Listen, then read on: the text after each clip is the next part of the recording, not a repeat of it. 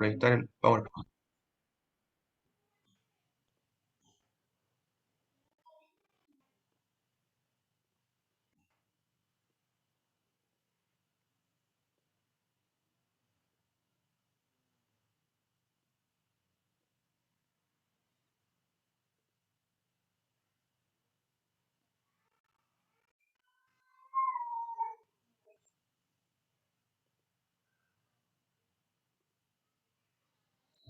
¿Se viene ahí, Felipe? ¿Pantalla completa? Me hace una... Excelente. Muy bien, hermanos. Corresponde el capítulo 18. Pastor Miguel estuvo viendo el capítulo 17, ¿cierto? Que tiene relación con la perseverancia de los santos. Y hoy nos corresponde el capítulo que es como la continuación, ¿cierto? Que es el capítulo de la seguridad, de la gracia y de la salvación. Tiene mucha relación con lo que ya vieron, ¿cierto? De la perseverancia de los santos. Solamente podemos decir que la perseverancia de los santos tiene el enfoque del punto de vista de la perspectiva de Dios, o sea, la obra que Dios hace, cómo Dios nos preserva, ¿cierto? En su gracia, y la seguridad de la salvación y de la gracia tiene relación con con la confirmación en mi corazón, ¿cierto? La perseverancia tiene relación con la obra de Dios, ¿cierto? Y la seguridad de la gracia y de la salvación con lo que pasa en mi vida, o sea, esa confirmación y esa certeza que tengo yo de ser un creyente y de que Dios me preserva en su gracia. Entonces, el versículo de la clase del día de hoy, uno de los versículos importantes para esta clase, es Primera de Juan, capítulo 5, versículo 13. Primera de Juan 5, 13, que dice, estas cosas os he escrito a vosotros que creéis en el nombre del Hijo de Dios, para que sepáis que tenéis vida eterna y para que creáis en el nombre del Hijo de Dios. Note, al final de su carta, Juan explica el propósito de por qué la escribió, ¿cierto? Nosotros vemos en el Evangelio de Juan lo mismo. Cuando él escribe el Evangelio de Juan, al final del Evangelio, en el capítulo 20, ¿cierto? Juan dice que estas cosas se han escrito para que creáis que Jesús es el Cristo, el Hijo de Dios, y para que creyendo tengáis vida en su nombre. O sea, el Evangelio de Juan, él lo escribe con un propósito evangelístico, que nosotros podamos creer que Jesús es el Cristo, a creer que Jesús es el Hijo de Dios. Entonces vemos en en todo el Evangelio, ¿cierto? Que Juan lo que hace es tratar de demostrar a través de los milagros de Jesús, ¿cierto? Las historias que él relata ahí, que Cristo es Dios y que creamos nosotros que Él es el Hijo de Dios. Pero la primera carta de Juan, él la escribe diciendo estas cosas os he escrito a vosotros que ya creéis en el nombre del Hijo de Dios. O sea, ustedes ya son creyentes.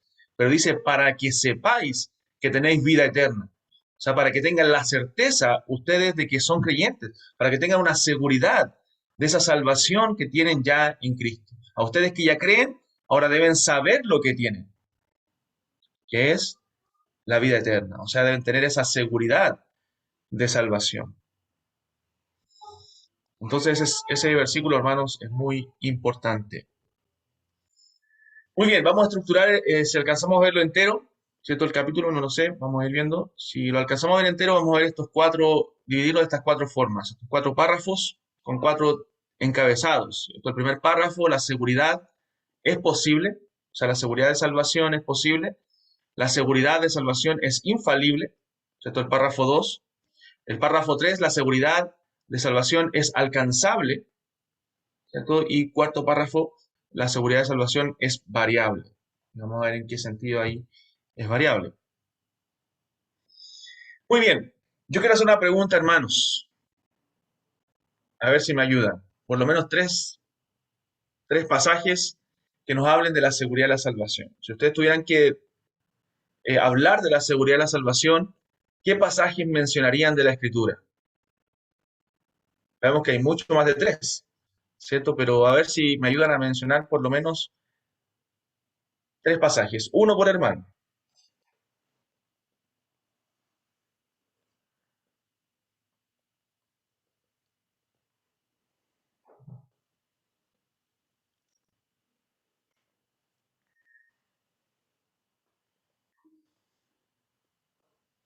Pasajes que hablen de la seguridad de la salvación, de la seguridad del creyente. Hermano Mauricio. Podría ser Juan capítulo 10, versículo 28, que dice: yo les doy vida eterna y jamás perecerán, y nadie las arrebatará de mi mano. Amén. El Señor ahí nos dice que nos da una vida que es eterna, ¿cierto? Y que nadie puede arrebatar a las ovejas, ¿cierto? En ese contexto está de las ovejas, ¿cierto? Nadie las puede arrebatar de la mano del Padre o de mi mano, dijo Cristo también. Entonces, buen versículo, hermano, que nos habla de la certeza de la salvación. Nadie nos puede arrebatar de la mano de Dios. ¿Algún otro? Hermano Andrés. Pastor, Luego, hermano Paulo.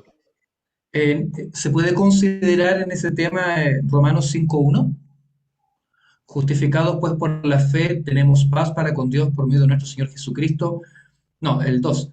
Por quien también tenemos entrada por la fe, esta gracia en la cual estamos firmes y nos gloriamos en la esperanza de la gloria de Dios. El 5:2. Sobre todo el Amén. 5:2. Por esta gracia en la cual estamos firmes y nos gloriamos en la esperanza de la gloria de Dios. Amén. Amén, hermano. Se ¿Sí? puede considerar, de hecho lo tengo aquí, lo vamos a mencionar más adelante. Así que es un buen versículo. Pablo dice que ahí, en esa gracia que hemos sido alcanzados, estamos firmes. ¿Cierto? Hay una certeza, una seguridad. Debemos no solamente alcanzar la gracia de Dios, sino también en el transcurso de nuestra vida cristiana afirmarnos en la gracia de Dios. Hermano Paulo parece que también habló. Sí. Hola hermanos, el libro de Judas 1:24-25.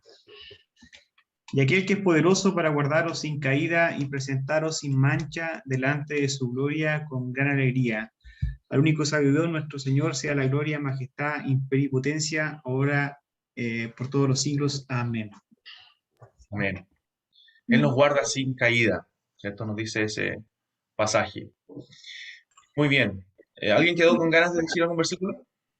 Sí, Pastor Gabriel, nosotros tenemos Pastor algunos. Gabriel, Ya. Hermana Natalia o Lucas y luego hermana Sí. Maine.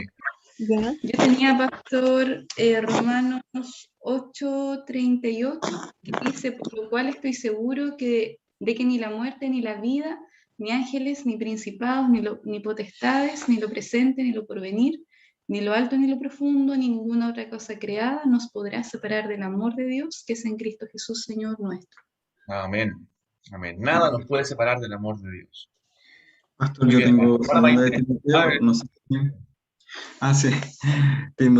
Segunda de Timoteo 1:12 dice, por lo cual asimismo padezco esto, pero no me avergüenzo porque yo sé a quién he creído y estoy seguro que es poderoso para guardar mi depósito para aquel día. Amén. Amén. Pablo estaba seguro de que Dios es poderoso para guardar su depósito para aquel día. Amén. Hermana Mainé. Luego hermano Enzo. Sí. Yo estaba leyendo un pasaje que también habla acerca de esto. No sé si estará muy cierto. Dice así. Bueno, voy a leer desde el 8, en primero de Corintios, capítulo 1, donde dice: el cual también os confirmará hasta el fin, para que seáis irreprensibles en el día de nuestro Señor Jesucristo, y fiel es Dios por el cual fuisteis llamados a la comunión con su Hijo Jesucristo, nuestro Señor. Amén. Buen pasaje, hermana. Muy buen pasaje. Hermano Enzo. Amén, pastor. Romanos 8:1. Ahora pues, ninguna condenación hay para los que están en Cristo Jesús, los que no andan conforme a la carne, sino conforme al Espíritu. Amén. Muy bien. Excelente, hermanos. O más de 3, así que eso es bueno. Filipenses 1:6. Amén, Pastor Miguel. El que Léalo comenzó nomás. en nosotros la buena obra la perfeccionará hasta el día de Jesucristo. Amén. ¿Cierto? Uno de los grandes textos que nos habla de esa seguridad de salvación. Muy bien. Excelente, hermanos. Párrafo 1. Entonces, leamos qué nos dice la confesión de fe. Hermana Ana Contreras, por favor, si podría leer el párrafo 1. Dice: aunque los creyentes que lo son por un tiempo y otras personas no regeneradas vanamente se engañen a sí mismos con esperanzas falsas y presunciones carnales de que cuentan con el favor de Dios y que están en estado de salvación, pero la esperanza de ellos perecerá, Los que creen verdaderamente en el Señor Jesús y le aman con sinceridad, esforzándose por andar con toda sinceridad delante de Él, pueden en esta vida estar absolutamente seguros de hallarse en el estado de gracia y pueden regocijarse en la esperanza de la gloria de Dios, y tal esperanza nunca les avergonzará. Amén. Gracias, hermano. Muy bien. Lo primero que habla la confesión es de aquellos que se autoengañan, ¿cierto? Aquellos que creen que son creyentes, pero no lo son. Bueno, en el tema de la seguridad y la salvación, siempre vemos dos extremos a veces dentro de las iglesias. Quizás ustedes han tenido experiencias al respecto, pero algunos creen y enseñan acerca de que la salvación se puede perder, ¿cierto? Vemos grupos de iglesias que dicen que la salvación puede perderse. ¿Y qué pasa con estos grupos? Trabajan y hacen cosas, ¿cierto? Simplemente para no perder la salvación o por miedo a perderla, ¿cierto? Y a veces surge que cuando se encuentran con pastores, ¿cierto? O líderes que quieren sacar provecho de las personas, normalmente los amenazan que si no hacen ciertas cosas pueden perder la salvación. Entonces ellos viven atemorizados, creyendo que en cualquier momento, con cualquier mal comportamiento, ¿cierto? Pueden perder la salvación. Ese es un extremo. Y también hay otro extremo, ¿cierto? Que cree y enseña acerca de una seguridad ciega de salvación. Y ojo, nosotros creemos en la seguridad de la salvación, pero me refiero a que ciega en el sentido que ellos dicen es creyente porque simplemente confesó que es creyente. Entonces yo escuché un día a una persona que dijo que le preguntaba yo por una persona X y él me decía si era salva o no. Yo le preguntaba y él me decía que esa persona sí fue salva. Y yo le preguntaba por qué, está perseverando en la iglesia, le dije si es que estaba asistiendo, congregándose, si había un deseo de Dios en su vida, pero él decía no, que simplemente le hizo hacer una oración, confesar a Cristo como Señor, y después nunca más le vio en la iglesia. Nunca más se comportó como un creyente ni tuvo deseos de Dios, pero por el hecho para esa persona de haber confesado a Cristo, de haber dicho que ella creyó en Jesús, ¿cierto? Entonces era salvo. Entonces me dijo, ya es salvo. Entonces, ese otro extremo, ¿cierto? Ve una seguridad ciega, que simplemente por confesar a Cristo yo puedo tener seguridad de salvación aunque viva como el mundo, ¿cierto? Aunque viva como un perdido. Aunque mi vida no haya sido transformada, ¿cierto? Por el simple hecho de confesar a Cristo, yo soy cristiano. Eso es un extremo también equivocado, son extremos peligrosos que se dan justamente por un mal entendimiento del Evangelio y de la enseñanza bíblica respecto a este tema. Hermanos, nosotros debemos, como bien lo dice, ¿cierto? Paul Washer, yo sé que lo han escuchado de él, que debemos estudiar el Evangelio siempre. Hablamos siempre de predicarnos el Evangelio a diario, ¿cierto? De vivir el Evangelio, de andar en el Evangelio, de perseverar en el Evangelio, ¿cierto? Y de estudiarlo. Porque al momento de estudiarlo nosotros vamos a tener un entendimiento correcto de lo que es el Evangelio, ¿cierto? Y no solamente de lo que es el Evangelio, sino de lo que implica en nuestra vida diaria. De cómo nosotros vivimos el Evangelio, cómo nosotros perseveramos en el Evangelio. ¿Cierto? Yo decía el domingo, creo que este domingo en la predicación, en el culto acá en San Carlos, que o en la enseñanza, cómo aplica el Evangelio en nuestra vida diaria, práctica. Bueno, nosotros no vivimos en un conjunto de reglas que nos dicen esto o aquello, que debemos amar porque simplemente es un mandato de la iglesia. Nosotros amamos por el Evangelio, nosotros perdonamos por el Evangelio, nosotros servimos por el Evangelio, porque eso tiene implicancia en nuestra vida práctica. ¿Cómo? Bueno, amamos porque Cristo nos amó. ¿Cierto? Por eso también debemos amar a Dios y amar a nuestro prójimo. Perdonamos porque Cristo nos perdonó. ¿Cierto? Servimos porque Él sirvió, ¿cierto? Y nos dejó ejemplo. Entonces, todo lo que nosotros hacemos tiene relación, todo lo que hacemos en nuestra vida práctica tiene relación con el Evangelio. Entonces, nosotros vivimos y perseveramos en el Evangelio. Entonces, ese mal entendimiento del Evangelio nos lleva a ciertos errores. Y bueno, errores hermenéuticos también del mal entender ciertos pasajes de la palabra de Dios. Nosotros cuando acudimos, ¿cierto?, a pasajes que a nuestro entendimiento parecieran decir, ¿cierto?, que la salvación se pierde, bueno, nosotros debemos entender ese pasaje oscuro a la luz de toda la Escritura, a la luz de los pasajes claros, a la luz de lo que la Biblia nos dice respecto a la salvación, lo que Pablo nos dice, por ejemplo, hermanos, mencionaron pasajes de Romanos, lo que el Señor Jesús nos dice respecto a la salvación.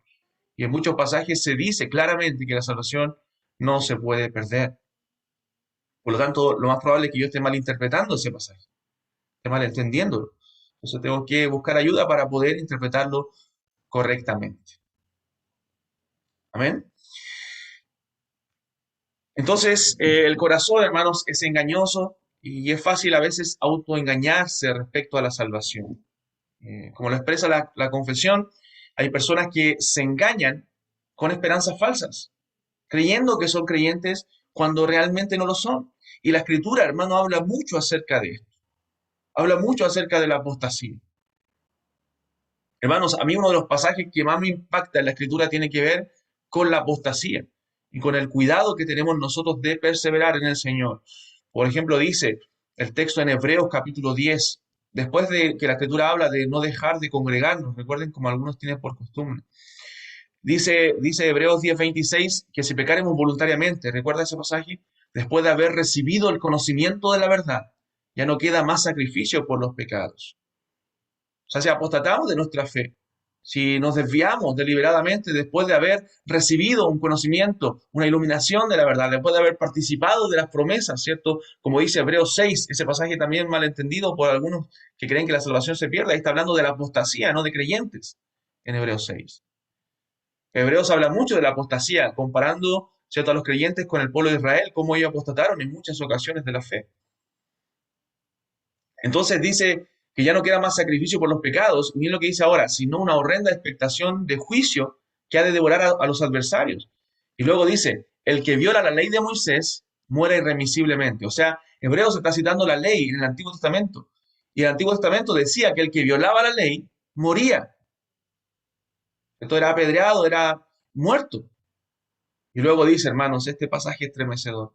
¿Cuánto mayor castigo pensáis que merecerá el que pisoteara al Hijo de Dios y tuviere por inmunda la sangre del pacto en el cual fue santificado y tuviere por afrenta el Espíritu de gracia? Y ahí está ese pasaje, porque horrenda cosa es caer en manos del Dios vivo. O sea, si en la ley, ¿cierto?, de Moisés, en el antiguo pacto, el que violaba su ley moría, imagínense cuánto mayor castigo, dice la Escritura, ustedes piensan que merecerá aquel que pisotea al Hijo de Dios, aquel que apostata de su fe, aquel que alguna vez dice yo soy un creyente, pero realmente no lo era, realmente nunca había sido transformado por la gracia de Dios.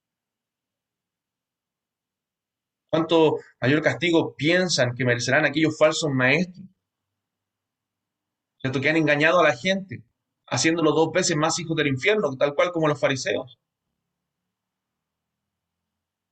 Hermano, un día nos presentaremos delante de Dios. Es por eso que la Escritura nos manda en muchos pasajes a examinarnos si estamos en la fe. Al que cree estar firme, mira que no caiga. La Biblia no nos llama a dudar de nuestra salvación, sino a través de ese examen confirmar que somos realmente creyentes. En base a lo que la Escritura dice, y lo vamos a mencionar después. Dice, creo que Pedro, ¿cierto?, mejor les hubiera sido no haber conocido el camino de la justicia que después de haberlo hecho volver atrás. Entonces, hermanos, a veces es fácil autoengañarse. Muchas personas viven dentro de las iglesias autoengañados, pasando 10, 15, 5, no sé, años dentro de la iglesia, pero nunca haber dado fruto de ser un verdadero creyente, de haber sido transformado por el Evangelio. Pero ellos piensan que están ahí y son cristianos, cuando probablemente no lo son. ¿Qué dice Mateo 7:21? Conocemos ese pasaje, cuando dice el Señor Jesús en el Sermón del Monte, casi finalizándolo, muchos me dirán en aquel día, Señor, Señor, en tu nombre echamos fuera demonios, en tu nombre hicimos milagros, en tu nombre hicimos esto y aquello. ¿Pero qué les declaró el Señor? Nunca os conocí. Apartados de mí, hacedores de maldad. Como creo que Watcher también lo dice, no importa tanto que tú digas que conoces al Señor, lo que importa es que el Señor te conozca. El Señor en aquel día te diga, sí, tú eres uno de mis hijos. Pero el Señor a aquellos apóstatas, a aquellos hombres les dirá, nunca os conocí. Apartaos de mí, hacedores de maldad. Hermano Alberto, si puede leer Mateo capítulo 13, verso 20-21. Y hermana María José, por favor, Gálatas 6:3.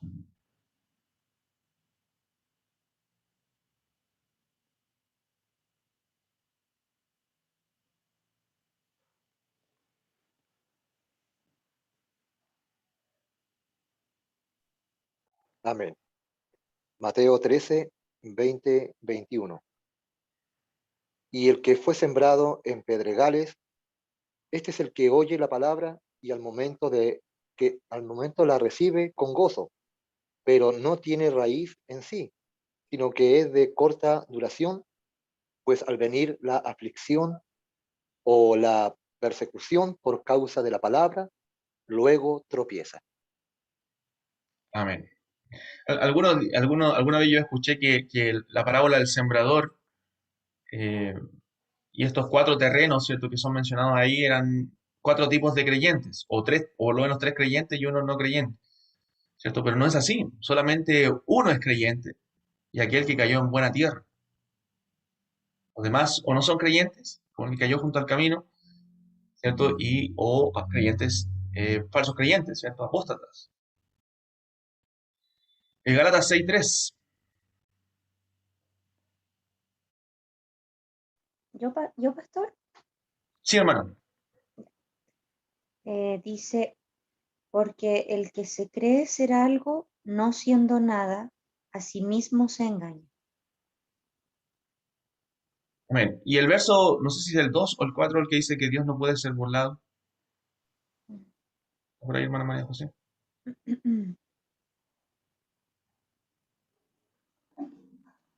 O el 1. No, no dice adelante, no dice del 1 al 3. Estoy leyendo. El versículo 7. Así dice en el 7, 7. versículo 7. Sí. Gracias. No se engañen, dice, Dios no puede ser burlado. Sí, Pues todo lo que el hombre sembrare, eso también segará. Sí. eso también se hará. Muy bien, Dios no puede ser burlado, ¿cierto? Y dice, no os engañéis. O sea, esas personas finalmente lo que están haciendo es autoengañarse, ¿cierto? Creyendo que son creyentes cuando no lo son. Es por eso que un creyente verdadero constantemente se va a estar examinando a la luz de la palabra de Dios, pero no para dudar a cada instante su conversión, sino para confirmar su fe, ¿cierto? Para que pueda ocuparse y preocuparse de su salvación con temor y temblor. Entonces estos hombres presumen salvación, eh, pero esa falsa esperanza un día perecerá, ¿cierto? Si no en esta vida, cuando el Señor eh, regrese, ¿cierto? Y se presenten delante de Dios y tengan que dar cuenta y el Señor lamentablemente les diga, nunca os conocí, apartados de mí, hacedores de maldad. Muy bien, también, bueno, vemos casos, quizás hemos escuchado también testimonios, aún dentro de nuestras propias iglesias, que muchos creyentes, muchos hermanos de los que son miembros de nuestras iglesias, permanecieron por mucho tiempo en alguna iglesia, pero cuando conocieron la verdad de la palabra de Dios, se dieron cuenta que no habían sido transformados por el Evangelio, que no habían sido convertidos. Esto no es en todos los casos, yo no digo que en las iglesias carismáticas de repente o de corte más pentecostal no haya creyentes. Yo creo que hay creyentes, ¿cierto? Porque la palabra de Dios es poderosa para salvar. Y Dios con su palabra puede obrar siempre. Pero lamentablemente no tienen un sano crecimiento, ¿cierto? Esos creyentes. No tienen una sana palabra con la cual ser alimentados y algo de qué afirmarse. Pero muchos de los creyentes cuando llegan a veces a la sana doctrina, ¿cierto? Conocen algunos la fe reformada también,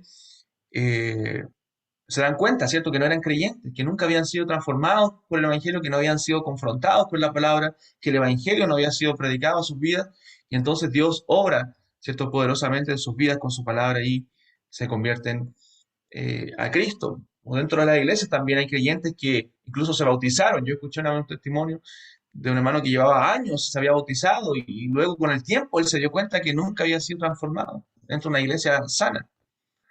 Y se convirtió, ¿cierto? Y dio gloria al Señor y dio testimonio de que realmente en ese momento había sido su conversión. Eh, pero gloria a Dios, ¿cierto? Porque Dios trabajó en su vida y le salvó. pero lamentablemente hay otros que viven engañados. ¿Cierto? Muchos que van a las iglesias, como dice 1 Timoteo 4, que para simplemente escuchar lo que ellos quieren oír, para que le rasquen el oído, ¿cierto? Eso dice 1 Timoteo 4, que teniendo comezón de oír, ¿cierto? Se amontonarán maestros conforme a sus propias concupiscencias. Estos maestros se van a adaptar a los deseos de estas personas que no resisten, no sufren la sana doctrina. Entonces, pregunta ahora, ¿pueden los cristianos alcanzar esa seguridad de salvación? ¿Podemos nosotros tener esa seguridad? A veces cuando uno habla con personas acerca de la salvación, sobre todo predica el Evangelio, ¿cierto? Uno dice, yo estoy seguro, yo a veces lo menciono y digo, estoy seguro de que yo voy a ir al cielo cuando muera. ¿Tienes tú esa seguridad de que tú vas a estar con el Señor? ¿De que va a pasar una eternidad con Cristo? Yo tengo esa seguridad y a veces me dicen, pero ¿cómo? ¿Eres más santo que los demás? ¿Eres más perfecto? No, no se trata de eso. Sí soy santo en Cristo, soy llamado santo porque la santidad tiene que ver con la obra que Dios hace en la salvación de mi vida y la que sigue haciendo hasta el día final. Pero no se trata de mis obras, no se trata de lo que yo hago, sino de lo que Dios hizo en mi vida. Estoy seguro de la salvación por la obra de Cristo, ¿cierto? Por lo que Él me dio, me entregó al momento de yo creer por la fe. Entonces, el creyente puede tener esa seguridad de que es un verdadero creyente, de que es un hijo de Dios. Por eso Juan nos dice ahí en el versículo, capítulo 5 que leímos, que estas cosas se escribieron para que los que creen, ¿cierto?, sepan que tienen vida eterna. Y el primer libro de Juan fue escrito con ese propósito. Mire, revisemos algunos pasajes en Primera de Juan. Si usted alguna vez tiene dudas de su conversión, bueno, lea Primera de Juan. Estudie Primera de Juan.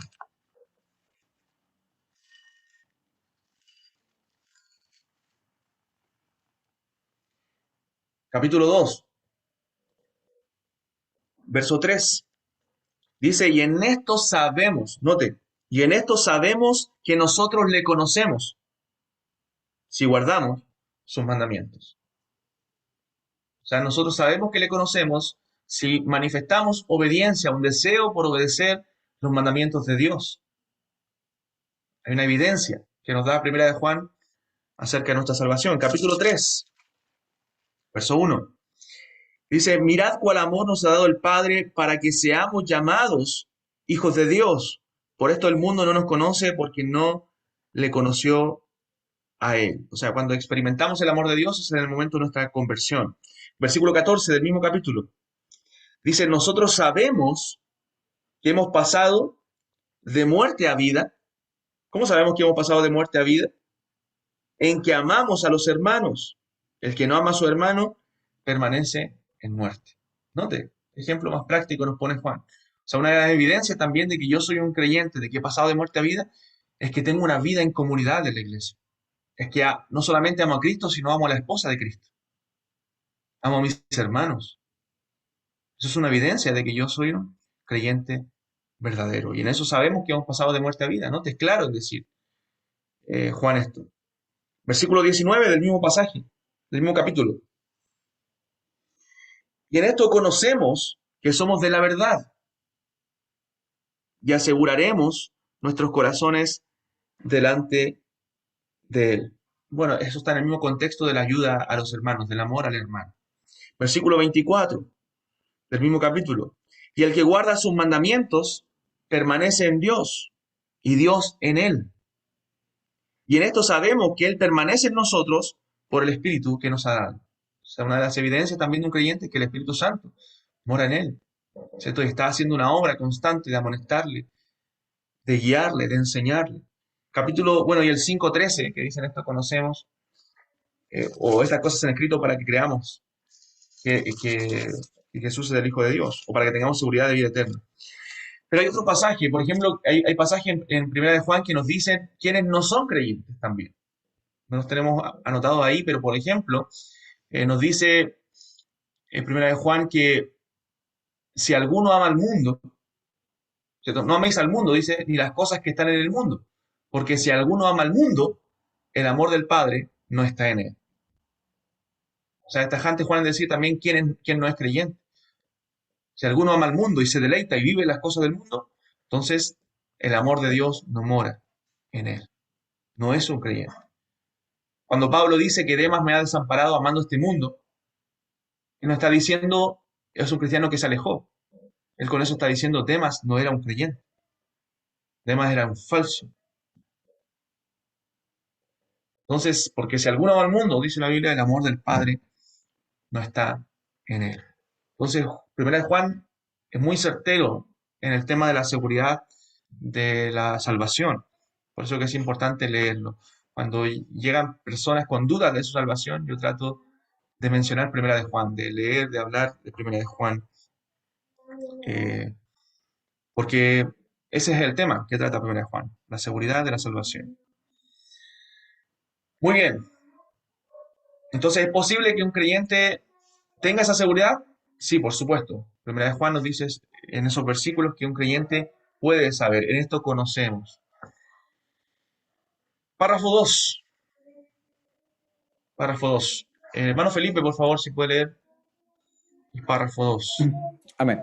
Dice así: esta certeza no es un mero convencimiento conjetural y probable, basada en una esperanza falible, sino que es una seguridad infalible de fe basada en la sangre y la justicia de Cristo, reveladas en el Evangelio, y también en la evidencia interna de aquellas virtudes del Espíritu a las cuales éste les hace promesas, y en el testimonio del Espíritu de adopción, testificando con nuestro Espíritu que somos hijos de Dios, y como fruto suyo mantiene el corazón humilde y santo.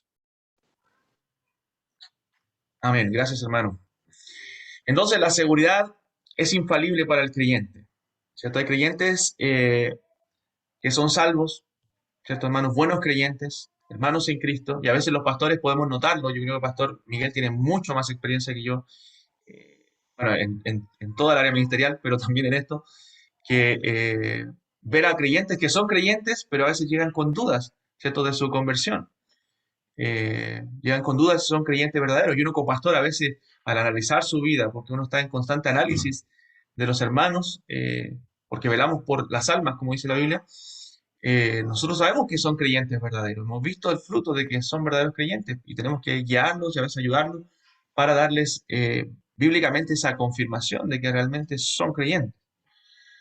Entonces a veces dudas invaden la mente de los hermanos, pensamientos, ¿cierto? A veces que los embargan y los hacen dudar de su fe y le llevan a no tener esa certeza de conversión, esa certeza que nos da paz, ¿cierto? Nos da tranquilidad, nos da gozo. Y lamentablemente a veces hay aflicción en su espíritu, viven una constante aflicción mientras dura ese periodo de duda, ¿cierto? En su vida. Entonces están siendo afligidos, atormentados, porque no saben si son salvos y ellos quieren ser salvos, ¿cierto? Y dicen, he orado al Señor y me vuelvo a arrepentir y vuelvo a creer y vuelvo a humillarme delante de Dios, ¿cierto? Pero justamente eso también está evidenciando que son creyentes verdaderos, que realmente desean a Dios, que realmente quieren servir a Dios y quieren ser hijos de Dios. Eso está evidenciándose en sus vidas. Yo siempre digo por las personas que me he notado que dentro de la iglesia, en mi corta experiencia ministerial, no sé si el pastor Miguel podrá afirmar eso, pero que no son creyentes, que uno dice, este no es creyente, normalmente nunca dudan de su conversión. Normalmente a veces son muy seguros de que son cristianos, pero realmente no están evidenciando frutos en su vida. Entonces, hay creyentes, hermanos, que tienen dudas de su salvación. No ha pasado, quizás al principio de la conversión, no sé si usted recuerda, que a veces nuestro corazón, en nuestra inmadurez, ¿cierto?, se llena de dudas. ¿Seré cristiano o no? A veces me ha costado, ¿cierto?, abandonar ciertos pecados y nos comenzamos a cuestionar en nuestra vida si somos creyentes o no. Leamos estos pasajes. Bueno, el hermano Andrés lo leyó antes también. Hermano, si lo puede leer de nuevo, hermano Andrés, Romanos 5, 1 y 2. Hermano Lucas, Hebreos 6, 17 al 19. Y hermano Boris, Hebreos 7, 22 al 25. Por favor. Ya, dice, justificados pues por la fe, tenemos paz para con Dios por medio de nuestro Señor Jesucristo, porque también tenemos entrada por la fe a esta gracia en la cual estamos firmes y nos gloriamos en la esperanza de la gloria de Dios. Amén. O sea, Pablo dice que en esa esperanza estamos firmes. O sea, es infalible. Esa esperanza no falla porque no proviene de nosotros, sino de Dios. ¿Cierto? Y nos dice que podemos estar seguros en esa esperanza, estar firmes en esa esperanza. Hebreos 6. Hebreos 6, 17 al 19. Por lo cual, queriendo Dios mostrar más abundantemente a los herederos de la promesa la inmutabilidad de su consejo, interpuso juramento, para que por dos cosas inmutables, en las cuales es imposible que Dios mienta, tengamos un fortísimo consuelo los que hemos acudido para asirnos de la esperanza puesta delante de nosotros, la cual tenemos como segura y firme ancla del alma, y que penetra hasta dentro del velo. Amén. O sea, aquí hay tremendo pasaje, ¿cierto? Es imposible que Dios mienta, ¿cierto? Dice el texto, y dice que nos ha dado un fortísimo consuelo. Tiene que ver con nuestra esperanza, la cual tenemos como segura y firme ancla de nuestra alma. O sea, hermano, es tan importante tener la seguridad de la salvación, tan importante estar seguro de que somos creyentes, porque eso nos ancla en Cristo, ¿cierto? Nos arraiga en Él, nos ayuda a tener esa certeza en nuestro corazón y pensamientos para poder servirle con libertad, para poder servirle, ¿cierto? Sin tener ese peso de, ¿seré un creyente, no? Es importante eso. Hebreos capítulo 7, verso 22 al 25. Amén. Por tanto, Jesús es hecho fiador de un mejor pacto, y los otros sacerdotes llegaron a ser muchos, debido a que por la muerte no podían continuar.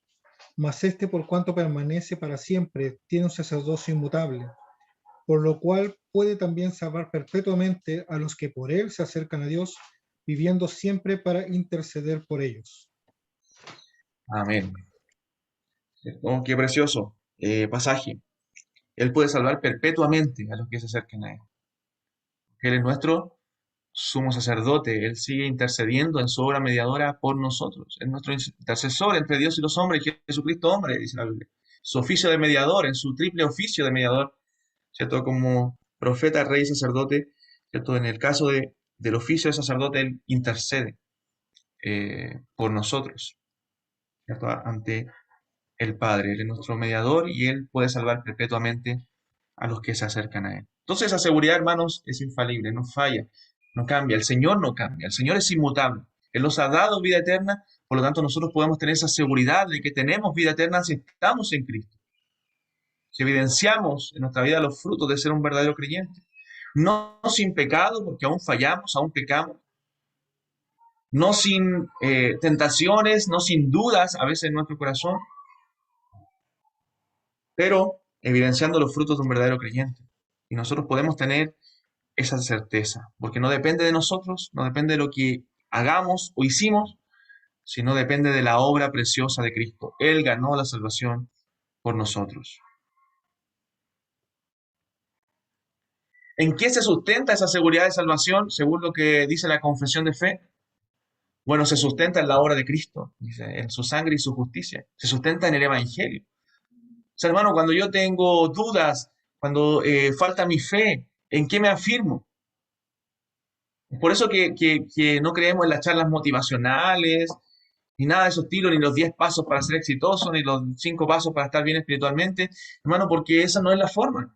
El Evangelio es lo que nos ayuda en los momentos de debilidad, el recordar lo que Cristo hizo a nuestro favor, el acordarme de que Él murió y resucitó por mí, ¿cierto? Que Él lo entregó todo. Cuando estoy cansado, cuando ya no quiero seguir adelante, recordar que Cristo lo entregó todo, que Él derramó hasta morir su sangre, ¿cierto? Por nuestros pecados. Eso me alienta, me da gozo. Y si no te anima el Evangelio, ¿cierto? Si no te anima el recordar la obra de Cristo, hermanos, entonces nada te va a animar, ¿cierto? Y tienes que examinar más profundamente tu vida. Porque si tú quieres más, ¿cierto? El consejo de los hombres, las palabras de aliento de los hombres que acudir al Evangelio, entonces estás muy mal enfocado como creyente o realmente no eres un creyente. No te ha impactado aún el Evangelio de Jesucristo. Y a mí uno de los pasajes que me gusta muchísimo, que me impacta muchísimo, es Hebreos 12, que después de hablar de los hombres de fe, que por la fe, ¿cierto? Tuvieron un buen testimonio, que por la fe, ¿cierto? Ellos fueron justificados, dice Hebreos 12, que teniendo nosotros también tan grande nube de testigos, despojémonos de todo peso y del pecado que nos asedia y corramos con paciencia, con perseverancia, la carrera que tenemos por delante, puesto los ojos en Jesús, ¿cierto? Eso lo conocemos, el autor y consumador de la fe, el cual por el gozo puesto delante de él sufrió la cruz, menospreciando lo oprobio y se sentó a la diestra del trono de Dios. Y luego dice, me gusta esto, considerad a aquel que sufrió tal contradicción de pecadores contra sí mismo, para que vuestro ánimo no se canse hasta desmayar. Porque aún no habéis combatido hasta la sangre luchando contra el pecado. O sea, Cristo derramó su sangre por nosotros. Así que cuando estés desanimado, recuerda el Evangelio. Cuando estés llenos de duda en tu corazón, recuerda el Evangelio. Mira a Cristo. Considera a aquel que sufrió tal hostilidad de pecadores contra sí mismo y dice para que tu ánimo no se canse hasta desmayar. Para que vuelvas a retomar fuerza en él. El Evangelio es el sustento de nuestra vida, hermanos míos. La obra de Cristo. Cuando nos fallan los hombres, ¿cierto? Cuando somos decepcionados, recordamos el Evangelio. Aún Cristo fue traicionado. Todo nace del Evangelio. Cuando nos cuesta perdonar. Dice Colosenses, de la manera que Cristo os perdonó, así también hacedlo vosotros. Entonces el Evangelio es el centro de nuestra vida.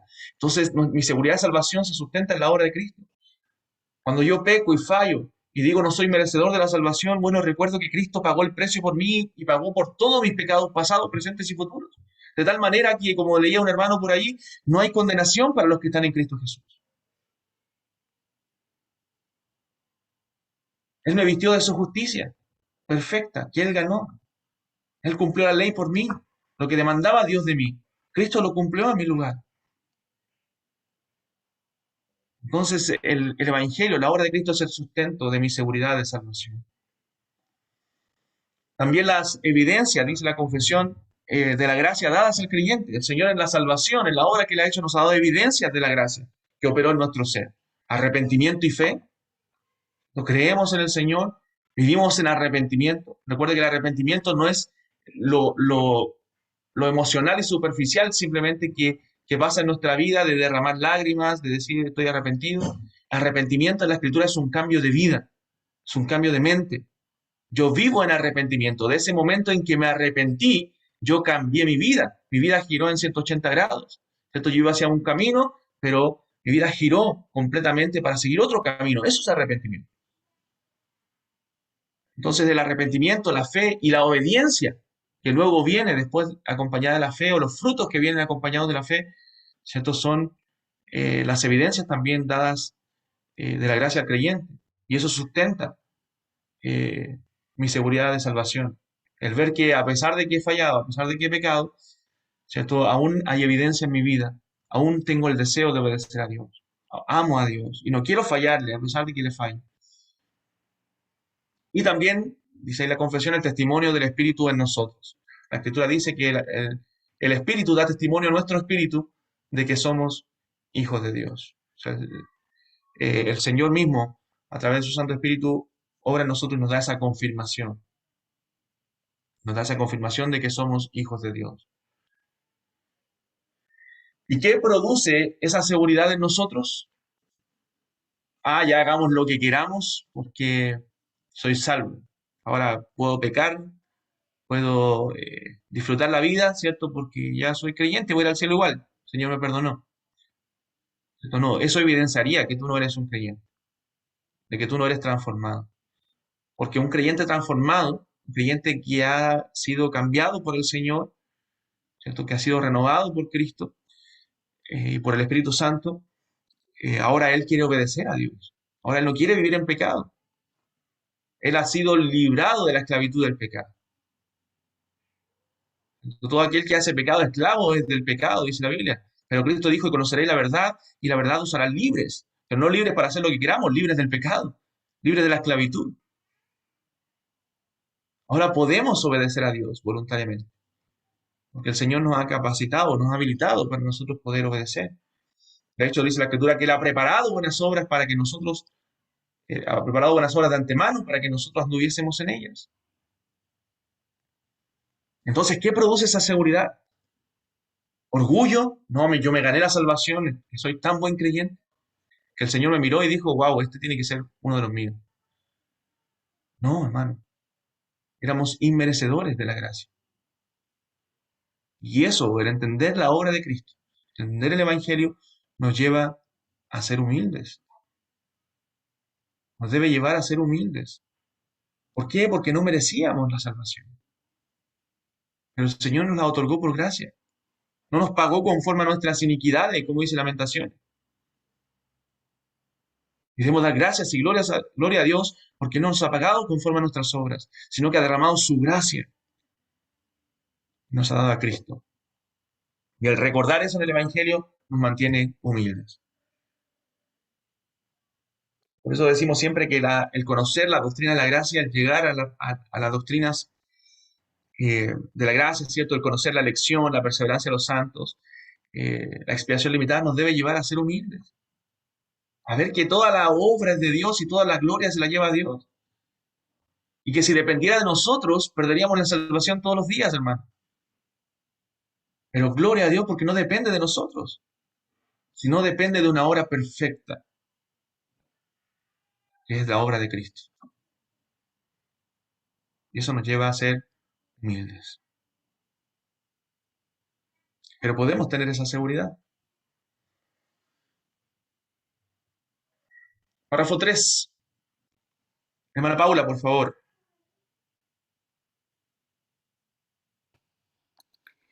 Esta seguridad infalible no pertenece a la esencia de la fe hasta tal punto que un verdadero creyente no pueda esperar mucho tiempo y luchar con muchas dificultades antes de ser partícipe de tal seguridad.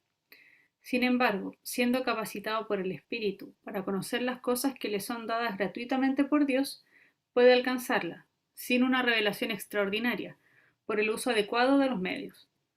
Y por eso es el deber de cada uno ser diligente para hacer firme su llamamiento y elección, para que así su corazón se ensanche en la paz y en el gozo en el Espíritu Santo, en amor y gratitud a Dios y en fuerza y alegría en los deberes de la obediencia, que son los frutos propios de esta seguridad. Así está de lejos esta seguridad de inducir a los hombres al libertinaje. Bueno, gracias, hermana. Muy bien, entonces la seguridad de salvación nos dice este párrafo que es alcanzable para el creyente. O sea, debemos procurar llegar a esa seguridad de la salvación. Como decía, normalmente cuando nos convertimos, a veces pasa un poco el tiempo, en el primer año, en los primeros años de creyente, y a veces comenzamos a dudar. Una vez escuché a un pastor anciano decir que probablemente el que no duda de su salvación no es creyente, porque todos en algún momento hemos dudado de nuestra conversión, hemos dudado de nuestra salvación. Y constantemente, si bien ya en algún punto no dudamos, tenemos la certeza porque esa seguridad es alcanzable, ¿cierto? También constantemente nos estamos examinando porque la Biblia nos llama a examinarnos si estamos en la fe. Y a veces no es fácil alcanzar esa seguridad para algunos, ¿cierto? Pero debemos trabajar en hacer firme, como dice la Escritura, la vocación por la cual fuimos llamados, para tener esa certeza de que somos hijos de Dios. Primero los Corintios 2:12 dice, y nosotros no hemos recibido el espíritu del mundo, sino el espíritu que proviene de Dios para que sepamos lo que Dios nos ha concedido. O sea, hemos recibido no el espíritu del mundo, sino el de Dios para que sepamos, para que tengamos esa certeza, esa confirmación de que realmente somos hijos de Dios. Romanos 15, verso 13 dice, y el Dios de esperanza os llene de todo gozo y paz en el creer, para que abundéis en esperanza por el poder del Espíritu Santo. O sea, la salvación no es para que tengamos temor, ¿cierto? De que si la vamos a perder o no, de que debemos tener cuidado con cada cosa que hacemos porque podemos perderla en cualquier momento. No, si no dice el texto es para que ese Dios de esperanza nos llene de gozo y paz en la fe que tenemos, en el creer. O sea, la salvación nos trae gozo, nos trae paz, trae alivio a nuestro corazón de que hemos sido rescatados por Dios sin merecerlo. Entonces la salvación que Dios nos da es eterna. Jesús dijo, como leía el hermano Mauricio, creo, y yo les doy vida eterna, y no perecerán jamás, ni nadie los arrebatará de mi mano. El Señor nos da vida eterna, no una vida temporal, no una vida condicionada a cómo me comporto, sino una vida eterna. Y muchos de estos creyentes que tienen dudas, hermanos, y debemos ayudar a estos hermanos, compadecernos de estos hermanos que a veces tienen dudas de salvación, dudas sinceras, muchas veces no dudan de Cristo. No es que estén dudando que Cristo es Dios, no dudan de la doctrina en sí, de las doctrinas fundamentales de la fe, sino que dudan de su fe, de ellos mismos, de que si ellos son realmente cristianos. Y debemos ayudarlos con la palabra, llevarlos a un examen, ¿cierto? Para que ellos puedan ver si realmente son creyentes. Muchos de ellos son creyentes genuinos, pero que necesitan esa confirmación de la palabra de Dios, del Espíritu en sus corazones, que el Espíritu dé testimonio a su espíritu de que son hijos de Dios y que puedan ser confortados, afirmados sus corazones. Cuando yo tengo esa confirmación, entonces soy afirmado en la fe. El apóstol Pablo, ¿cierto? Dice que en sus viajes misioneros no solamente él iba a predicar a nuevos lugares, no solamente iba a alcanzar a otros para Cristo, sino en algún momento le dijo a Bernabé, vamos a confirmar el ánimo de los hermanos, ¿cierto? A que fueran afirmados también en la fe, a enseñarles más profundamente el Evangelio, para que yo pueda tener la seguridad de su salvación. Entonces, ¿qué es lo que afirma nuestros corazones, hermanos? ¿Cómo podemos llegar a esa confirmación, a afirmar el corazón en el Señor, a afirmar el corazón en esa seguridad de salvación? Bueno, por los medios de gracia que el Señor nos ha dado. Él ha dejado medios de gracia los cuales afirman nuestro corazón. Hermanos, si yo no me estoy congregando o me estoy congregando una vez al mes, ¿cierto? De vez en cuando, obviamente voy a tener muchas dudas en mi vida. Pero el congregarme, el ser fiel al Señor, el obedecer los mandamientos de Dios, de estar con los hermanos, la comunión con los santos, va a afirmar mi corazón. El ver a otros hermanos me va a llevar a examinar mi propia vida. El ver las virtudes de otros, el amor de otros. El ver a Cristo en otros. El escuchar la palabra, la predicación de la palabra me lleva a confirmar mi fe, soy confrontado con ella. La lectura diaria de la palabra de Dios, el ayuno como medio de gracia, ¿cierto? Algo olvidado a veces en nosotros como creyentes. El bautismo, la cena del Señor, medios que el Señor nos ha dejado para afirmar mi fe. Para confirmar que soy un hijo de Dios. Entonces usemos esos medios de gracia para confirmar que soy un hijo del Señor. ¿Cuáles son los beneficios de esa seguridad? Cuando yo alcanzo la seguridad de la salvación, que dice la confesión que el Señor pone en mi corazón, bueno, paz. Tengo la paz del Señor en mi vida. Paz con Dios. Entonces, el saber que estoy en paz con Dios me da paz a mi corazón. Entonces, eso produce paz. Hay un himno, ¿cierto? Hermoso. Don Miguel lo debe conocer. Paz, paz, cuán dulce paz. Es aquella que el Padre me da. Yo le ruego que inunde mi ser. Es un precioso himno.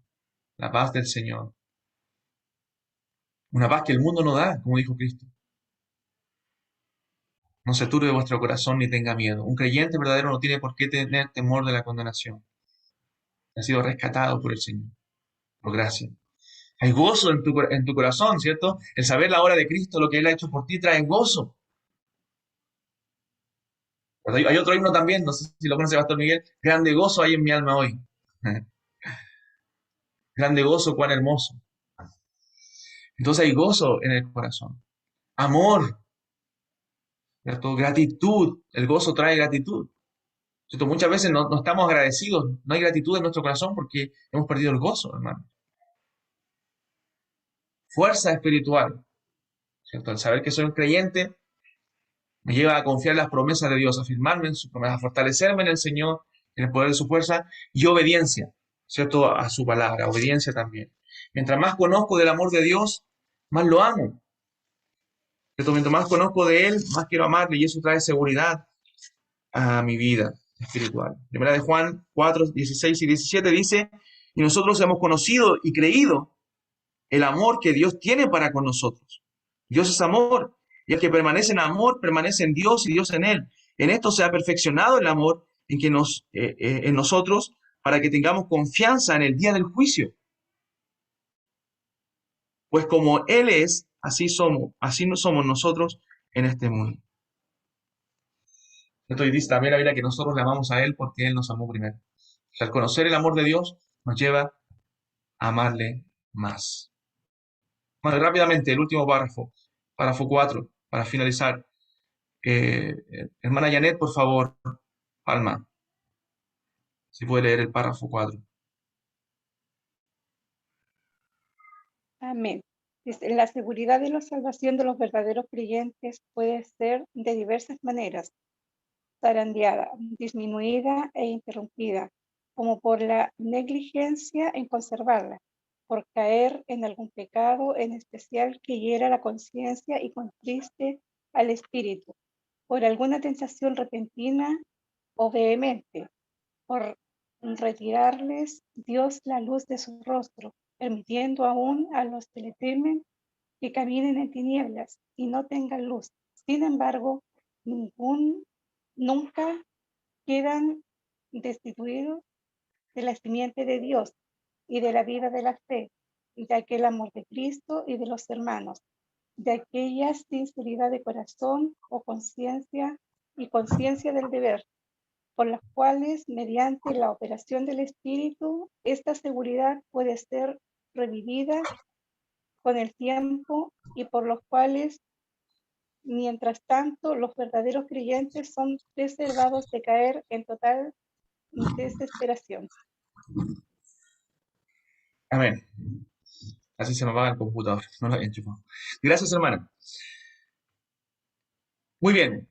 Para terminar, hermanos, denme 5 minutos solamente.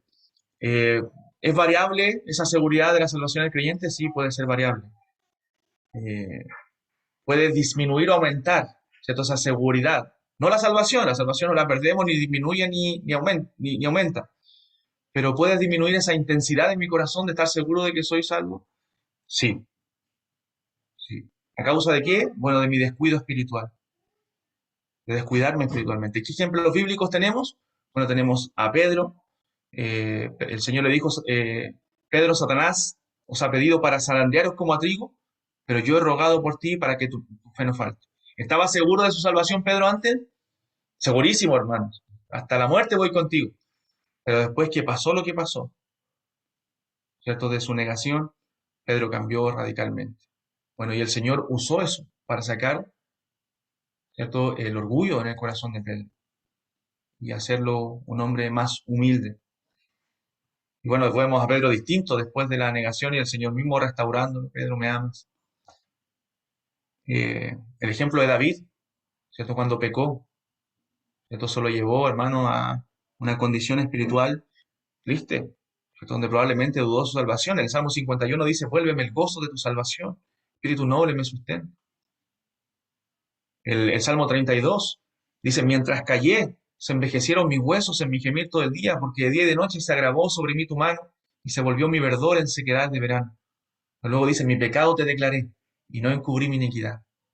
Dije, confesaré mis transgresiones a Jehová y tú perdonaste la maldad de mi pecado. O sea, su confesión le llevó a ser perdonado, pero mientras cayó, él se sintió espiritualmente muy mal, seco. Y así, producto de nuestra negligencia, ¿cierto? Puede disminuir esa seguridad de nuestra vida. Entonces, ¿qué prácticas pueden llevarme a esa inseguridad de salvación? Negligencia y pereza. Descuidar mi vida espiritual, ¿cierto? El ser negligente en mi vida con el Señor me puede llevar a una inseguridad de salvación. Pecados ocultos. Saber que estoy ocultando pecados, que hay pecados graves en mi vida y no he pedido ayuda, ¿cierto? Y sigo permaneciendo en ellos. Bueno, eso puede llevarme a una inseguridad de mi salvación. Tentaciones repentinas, ¿cierto? A veces no pecados, pero tentaciones, cosas que vienen a nuestra mente. Uy, ¿cómo pude pensar eso? ¿Cómo puede salir de mi corazón tanta maldad, ¿cierto? Y me lleva a ser un creyente. Pero puede pasar, ¿cierto? A veces nos hacen dudar esas tentaciones repentinas. Y hermano, esto es muy grave también, lo cuarto. Cuando Dios retira temporalmente la luz de nuestro rostro, como dice la confesión. O sea, a los que le temen, a los creyentes, por su porfía, por su rebeldía, Dios en algún momento puede quitar la luz de su rostro. No es que pierda la salvación, sino que temporalmente ellos viven en tinieblas, o como si estuviesen en tinieblas. ¿No ha visto a un creyente apartado? ¿O usted como creyente no se apartó de la fe en algún momento? Y cayó en pecados, ¿cierto? En vida licenciosa, hasta que el Señor le hizo volver en sí. ¿Puede el creyente caer en pecado? Sí, pero temporalmente. David estuvo hasta 9 meses, quizás 10, donde estuvo seco espiritualmente. ¿Cierto? Pedro también estuvo un tiempo, unos días. Pero el Señor nos vuelve a restaurar, vuelve a nuestro encuentro. Natán, Dios envió a Natán para que fuera David y lo reprendiera. Así también el Señor envía su palabra a nosotros para que podamos arrepentirnos. Y como conclusión, el tremendo pasaje, ¿cierto?, de Romanos 8 que mencionó la hermana Natalia en un principio. A los que aman a Dios, todas las cosas le ayudan bien, esto es, a los que conforme a su propósito son llamados. Y ahí vemos la cadena de Romanos, porque a los que antes conoció, también los predestinó, ¿cierto? A los que conoció, a los que tuvo una relación con ellos, eso quiere decir la palabra conocer ahí, también los predestinó para que fuesen hechos conforme a la imagen de su Hijo, de un destino, para que Él sea el primogénito entre muchos hermanos, y a los que predestinó a estos también llamó, a los que llamó a estos también justificó, y a los que justificó a estos también glorificó. Note, eso no ha acontecido aún en nuestra vida, pero ya está decretado por el Señor. Seremos glorificados, los creyentes, y eso nos da seguridad. ¿Quién acusará a los escogidos de Dios? Si Dios es el que justifica. Y luego el verso 35, ¿quién nos separará del amor de Cristo? No hay nada que nos pueda separar. Tribulación, angustia, persecución, hambre, desnudez, peligro de espada. Ni lo alto ni lo profundo, dice Pablo, ninguna otra cosa creada nos podrá separar del amor de Dios que es en Cristo Jesús, Señor nuestro. Porque no se basa en nosotros, no se basa en nuestra capacidad, en nuestra obediencia, nuestras virtudes, sino en la obra preciosa y perfecta de Cristo, el cual entró una vez y para siempre, para ser perfectos para siempre a todos los santificados, dice Hebreo. Y eso, hermano, debe llenarte de gratitud y gozo y de servicio al Señor. El Evangelio, la obra que Cristo hizo en nuestro favor. Y eso nos debe dar seguridad de salvación. Nos debemos afirmar en las promesas de Dios. Eso, mis hermanos, en cuanto a la seguridad de salvación. Muy bien. Pastor Miguel, lo dejo para aquí. Si tiene que informar algo o decir algo, o si no, orar usted, pastor, o si vamos a cantar, no sé.